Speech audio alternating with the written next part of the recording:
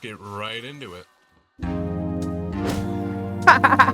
Nah, not the Algamatsu tune, bro.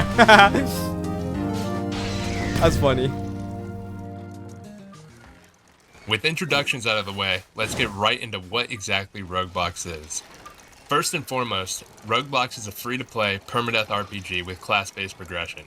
Free to play. I hope it's not pay to win. Players will be able to explore an open map, completing quests, fighting monsters, and killing other...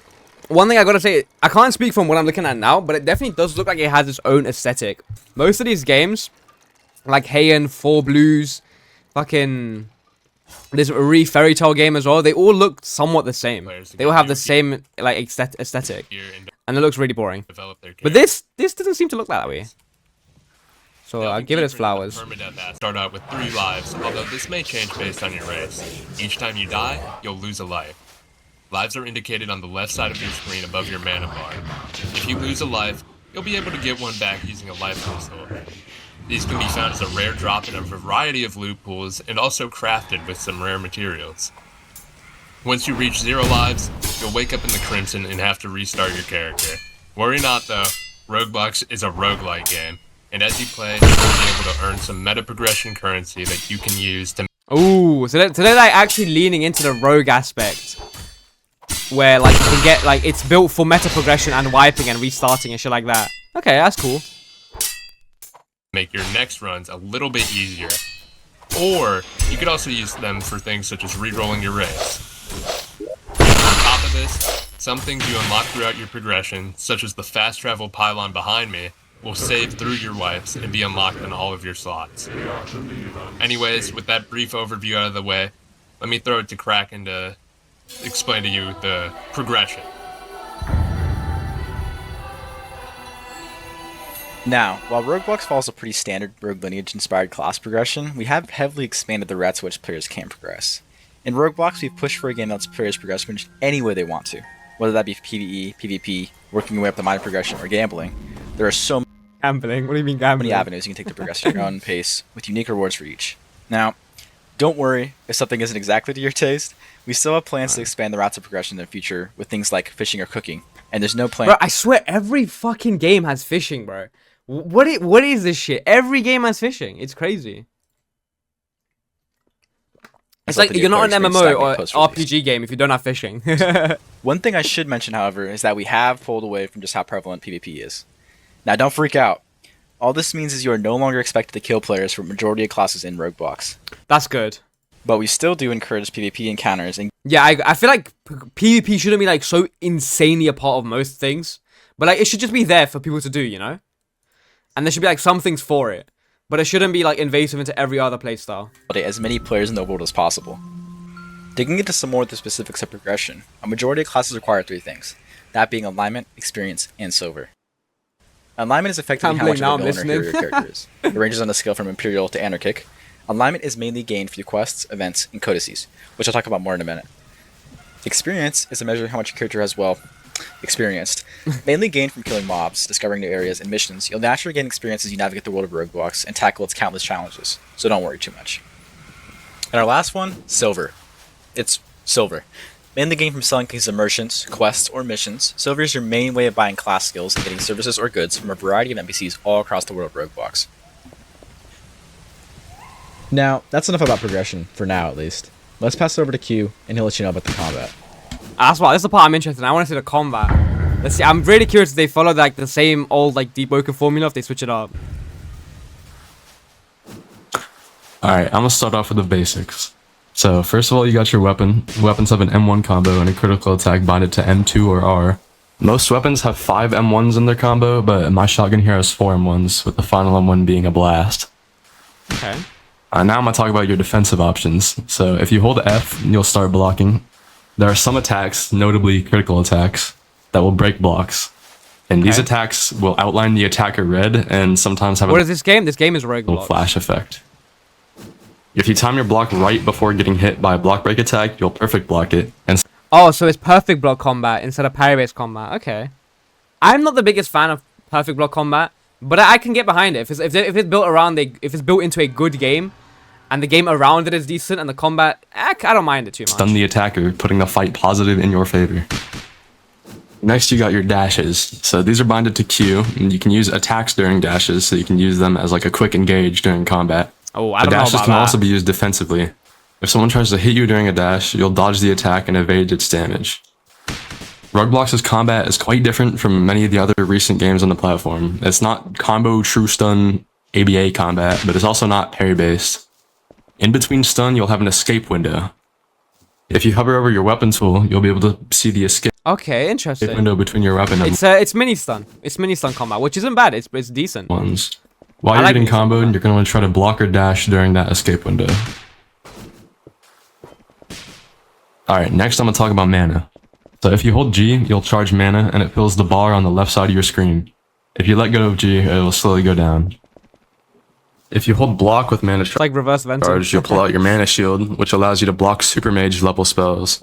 But more importantly, it lets Super mage level skill. Okay, you interesting. block attacks from behind you, and it negates block chip. So mana is a very important resource that you'll want to keep track of during combat. So is that kind of like a vent system in a way, but like a different kind of vent system? Next, I'll talk about the air combat. If you hold control in M1, you'll do an uppercut, which if landed will bring the fight into the air. If the uppercut whiffs or is blocked, however, you'll be punished because it has a decent amount of end lag.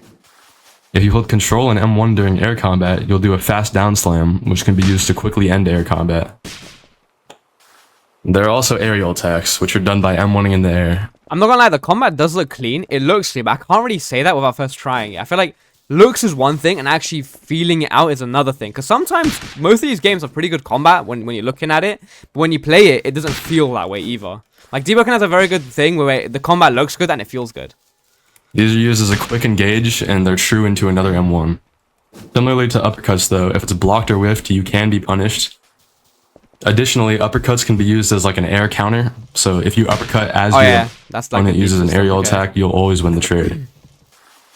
Alright, that explains all the basics of combat. However, the way you build your character is extremely important, and I'll let Minnie explain that. Yeah, RuneSlayer combat looks good, but it's dog shit. Yeah, true. The build crafting. Ooh, this is where I come in. This is how I usually enjoy. I'm Cole, not Minnie. He was busy working his scripter magic, so I'll be filling in for him here. Following the immense popularity of a specific Roblox RPG, it's clear that players love build variety. Luckily, Roblox has plenty to offer. At the most basic level, players' builds will consist of their class, race, weapon, and armor. Okay. I hope the race isn't too involved in the build making process. Getting into the But class, I assume because it's a free game, they might need to monetize in that in some way, and that's the way they might go for. if you're familiar But we'll with see. Rogue Lineage, you'll be familiar with our class system. Progression goes from base to super to ultra, with multiple different classes to choose from based on what weapon category you choose to wield and what your alignment. Okay, I didn't play Rogue, so this is completely new to me. If you choose to progress your class to ultra, you may also learn a second base class to supplement your build. However, you will not be able to progress that second base class further than that. Players may also choose to learn 2 super classes instead of an ultra, turning their build into a hybrid. Hybrid builds aren't able to progress either of their currently learned classes further than super, nor are they able to learn an additional base class. Some classes may require you to learn 2 base classes before you can unlock its super, though these are pretty rare.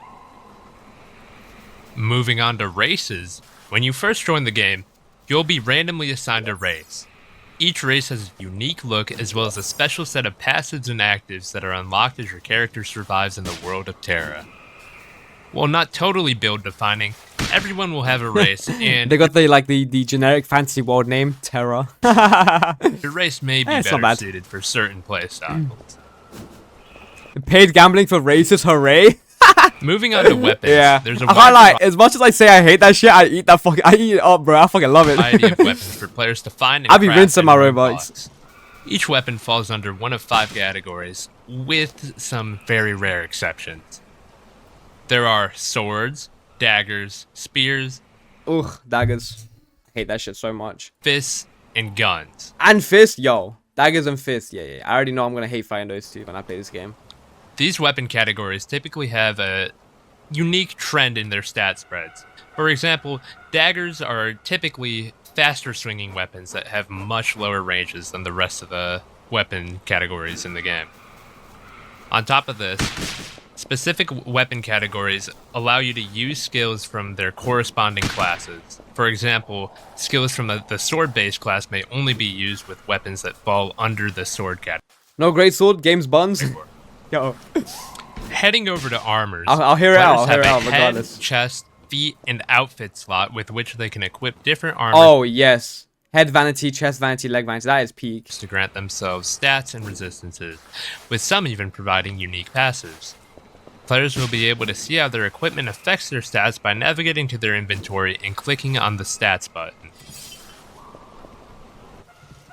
Moving on to some of the more intricate aspects of build crafting, we have sub-races, reforges, enchants, and relics. Throughout a player's Enchants, relics. That sounds familiar. progression, some people may opt to get a sub-race. Well, I don't want to spoil too much A here. Sub-races sub-race. What? What does that even mean, bro? What? Yo, something's not right there. drastically change Oh, wait, no. Do they mean, like, vampire, werewolf, shit like that? Zombie? Is that what they mean? how the game's Okay, then I hear it. That sounds cool. mechanics affect their character, while providing them with some unique skills and passives that open up new playstyles and builds for people to play around with. Moving on to reforges. Reforges are prefixes that can be attached to weapons or pieces of armor that affect their stat spread and allow players to personalize each piece of their equipment to their liking. While some items dropped from mobs or found in chests may have reforges, players can also use special items to modify their weapons and armor with specific reforges. Moving on to enchants. Enchants are modifiers that give weapons special abilities. Some are simple and give weapons the ability to apply status effects to yourself and your opponents on M1s, while others are more complicated and may change up how your weapon's crit works. While they may seem like only a tiny part of your build, It sounds like they're going with the deepwoken approach to enchants, where like it's rare shit that you put onto your weapons that changes how they function, or adds on to how they function, I should say. combined with the right relics, they can become game-changing. Finally, we arrive at relics. Relics are by far one of the most complicated pieces of build crafting in Blox.